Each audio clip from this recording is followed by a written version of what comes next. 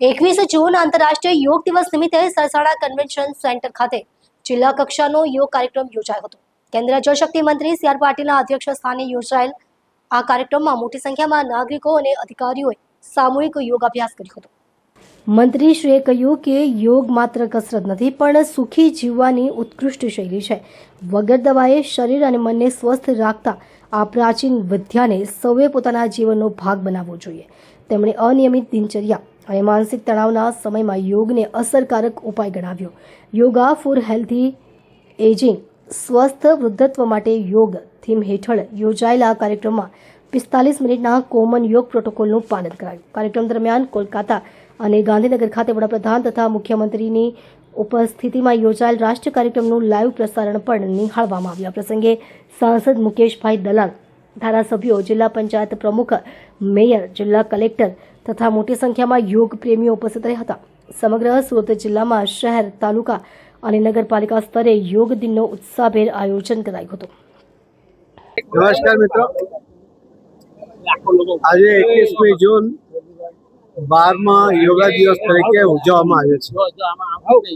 માનનીય પ્રધાનમંત્રી શ્રી નરેન્દ્ર મોદી સાહેબે આપણા દેશની આ સંસ્કૃતિ અને યોગાને દુનિયાભરના દેશોમાં લઈ ગયા છે અને માનનીય પ્રધાનમંત્રી મોદી સાહેબના પ્રયત્નોને કારણે વિશ્વમાં લગભગ 176 દેશોએ આને માન્યતા આપી છે અને અલગ અલગ દેશોમાં 21મી જૂનને દિવસે યોગા દિવસ તરીકે ઉજવવામાં આવે છે। આપણા શરીરમાં રહેલી બીમારીઓને કોઈ પણ દવા વગર સારી કરવામાં યોગા અત્યંત મહત્વનો ભાગ ભજવે છે।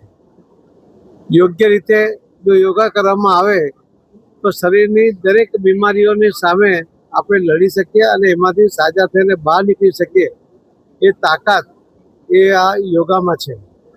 આપણી રોજબરોજની જિંદગીમાં પણ આપણને લાગતા થાકને કેટલીક જ મિનિટોના યોગા દ્વારા આપણે નિરાશ કરીને ફ્રેશ થઈ શકીએ એમ છે। આપણા શરીરના દરેક અંગો, મસ્તકથી લઈને દરેક અંગોને પણ આરામ આપવા માટે પણ આ યોગા મહત્વનો ભાગ ભજવે છે અને એટલા જ માટે માનનીય પ્રધાનમંત્રી મોદી સાહેબે પણ દેશ અને વિદેશમાં દુનિયામાં આ યોગાને લઈ જવામાં મહત્વનો ભાગ ભજવ્યો છે અને લોકોએ સ્વીકાર્યો છે કે કોઈ પણ મેડિસિન વગર જો કોઈ વ્યક્તિને સારા કરવા માટે અથવા શરીરના રોગોને દૂર કરવા માટે અને સ્વસ્થ રહેવા માટે જો આ યોગા આટલો મોટો ભાગ ભજવતો હોય તો બધા એના કારણે એને સ્વીકાર્યો પણ છે।